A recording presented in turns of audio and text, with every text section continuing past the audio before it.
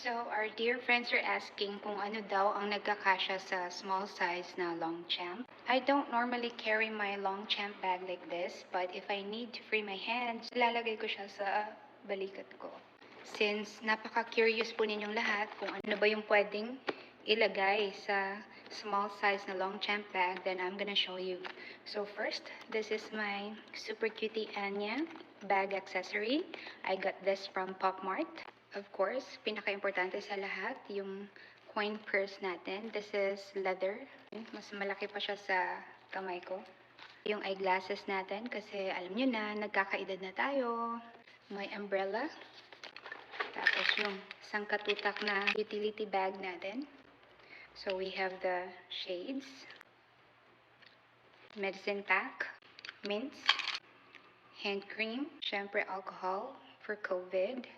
Perfume, my card holder with all the essentials, cologne, face compact, power bank, sunscreen, tissue, another perfume, and my fan. Oh, sobrang init.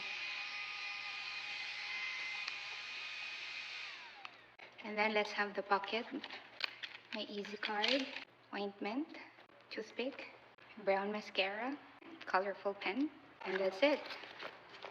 Sa liit niyang yan karami yung laman niya. Let's pack it.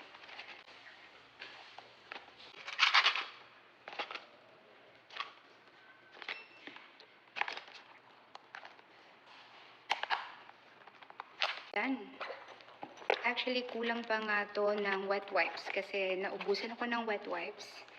Kaya bibili pa tayo ng wet wipes mamaya. Take note nyo po, ang wet wipes po ang pinaka-importanteng bagay sa aking bag. So, balik na natin. Here, then the umbrella, the eyeglasses.